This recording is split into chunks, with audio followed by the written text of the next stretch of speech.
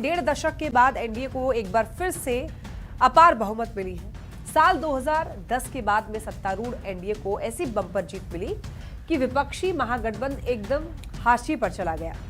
RJD Congress वाले महागठबंधन की पूरी टीम मिलकर के भी हाफ सेंचुरी नहीं लगा पाई, जिसके बाद ये चर्चा खूब रही कि बिहार ने इस बार जाति धर्म से ऊपर उठकर विकास को वोट किया है और यही वजह है कि नीतीश कुमार ने सामाजिक समीकरण के साथ साथ जातीय समीकरण को भी नई कैबिनेट के जरिए साधने की कोशिश की है। तो क्या है सीएम नीतीश की नई टीम का जातीय समीकरण, विस्तार से इस रिपोर्ट में आप देखिए। नीतीश कुमार, सम्राट चौधरी, ईश्वर की शपथ लेता हूं। मुख्यमंत्री नीतीश कुमार के नेतृत्व में बनी नई एनडीए सरकार में जातीय समीकरण को साधने की पूरी कोशिश की गई है। साथ ही सामाजिक समीकरण को तवज्जो देते हुए महिलाओं और मुसलमान को मंत्रिमंडल में जगह दी गई। सवर्णों में 2 भूमिहार, 4 राजपूत, 1 ब्राह्मण और 1 कायस्थ को मंत्री बनाया गया। 13 पिछड़ा और अति पिछड़े में 4 वैश्य, 2 यादव, 2 कुशवाहा, 2 कुर्मी, 2 मल्लाह और 1 कहार जाति से प्रतिनिधित्व दिया गया है। 5 महादलित समुदाय के मंत्रियों में 2 पासवान, 1 रविदास, 1 पासी, 1 मांझी समाज के नेता को मंत्री बनाया गया। अल्पसंख्यक समुदाय को मंत्रिमंडल में शामिल करने के लिए मुख्यमंत्री नीतीश कुमार ने 1 मुस्लिम नेता को भी मंत्री बनाया है।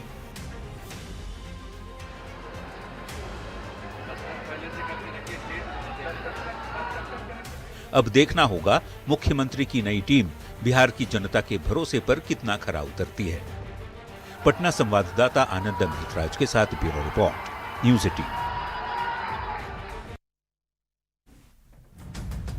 तो देखिए नीतीश मंत्रिमंडल में किस किस को जगह मिली है और जातीय समीकरण क्या कहता है, आइए हम लोग वो समझते हैं। तो देखिए यहाँ पर सवर्ण जाति की अगर बात करें तो 8 मंत्री बनाए गए हैं।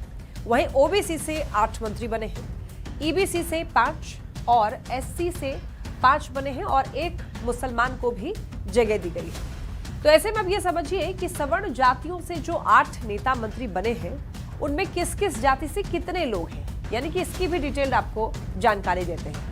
आपको ये बता दें कि भूमिहार जाति के 2 नेता मंत्री बने हैं। वहीं राजपूत की बात कर लें तो राजपूत जाति के 4 नेता मंत्री बनाए गए हैं और इसके अलावा ब्राह्मण जाति से 1 मंत्री है और कायस्थ से 1 नेता को मंत्रिमंडल में जगह मिली है।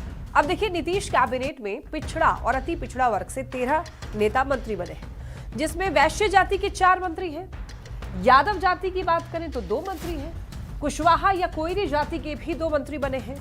तो इसके अलावा मल्लाह या निषाद समाज से 2 नेताओं को मंत्रिमंडल में जगह मिली है। 1 मंत्री कहार जाति से भी है और इसके अलावा एससी या फिर कहें कि अनुसूचित जाति से 5 नेता मंत्री बनाए गए हैं। इसमें सबसे ज्यादा पासवान जाति से 2, रविदास समाज से 1, पासी जाति से और 1 जो है वो मांझी जाति से 1 नेता को मंत्री पद मिला है। तो ये समीकरण आप समझ सकते हैं कि किस तरीके से जातीय समीकरण को भी ध्यान में रखा गया है। इसके अलावा मुस्लिम की बात कर लें तो मुस्लिम समाज से 1 नेता को मंत्रिमंडल में जगह मिली है और वो है जेडीयू के जमा खान।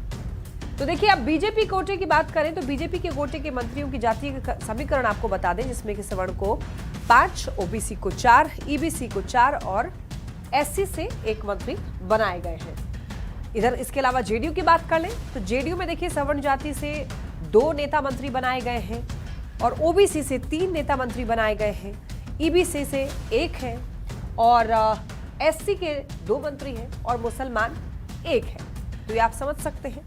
अब ये जानते हैं कि जो नेता मंत्री बने हैं उनकी जाति क्या है, वो किस समाज से आते हैं। नीतीश कुमार खुद क्या है, कुर्मी है, मुख्यमंत्री हैं, वो ओबीसी जाति से आते हैं। और ऐसे में अब आप ये समझिए कि मंत्रिमंडल का जातीय समीकरण क्या है। जेडीयू कोटे के मंत्री के बारे में आपको बता दें तो विजय चौधरी जो कि भूमिहार जाति से आते हैं, सवर्ण में आते हैं और वहीं विजेंद्र यादव, ये यादव है, ओबीसी है।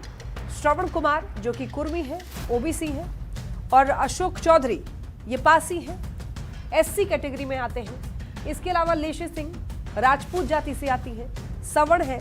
मदन सहनी मल्लाह है, ईबीसी कैटेगरी है इनकी। सुनील कुमार रविदास है, इनको भी एससी कैटेगरी में ही रखा जाता है। जमा खान जो कि मुस्लिम है और सवर्ण जाति से आते हैं।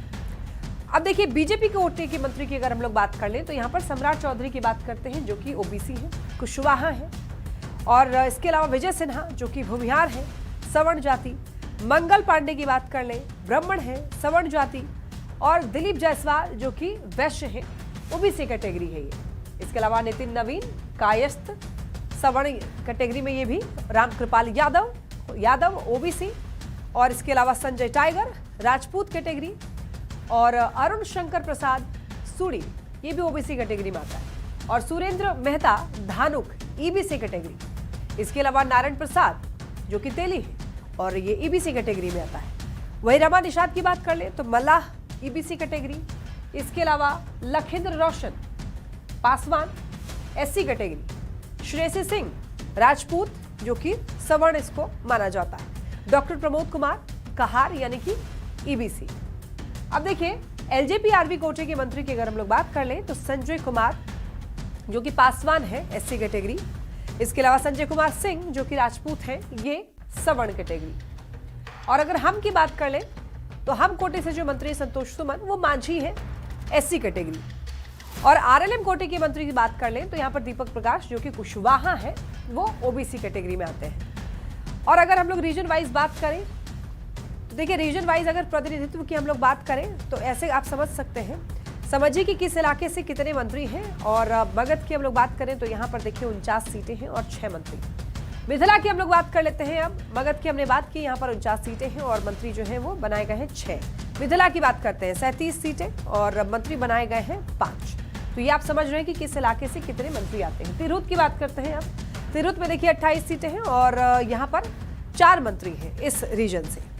अंग सीट से बात करें तो यहाँ पर 21 सीटें और मंत्री यहाँ से बनाए गए हैं 3। इसके अलावा हम लोग बात करेंगे अब सीमांचल की, सीमांचल रीजन की, जहाँ पर 24 सीटें हैं सीमांचल की और मंत्री वहां से बनाए गए हैं 2। और इसके अलावा देखिए सारण सीट की हम लोग बात करते हैं तो यहाँ पर 24 सीटें और मंत्री बनाए गए हैं 2। इसके अलावा हम लोग शाहबाद की बात कर लें तो शाहबाद से देखिए यहाँ पर 22 सीटें हैं और मंत्री बनाए गए हैं 2। चंपारण सीट से बात कर लें तो 21 सीटें और मंत्री बनाए गए हैं 2। और इसके बाद हम लोग बात करेंगे कोसी सीट, इधर से देखिए 17 सीटें हैं इसमें कोसी में और मंत्री यहाँ से बनाए गए हैं 1। तो इस तरीके से आप ये समझ पा रहे थे कि क्या जातीय समीकरण का ध्यान रखा गया है इस बार नई कैबिनेट में। चलिए बढ़ते हैं खबरों।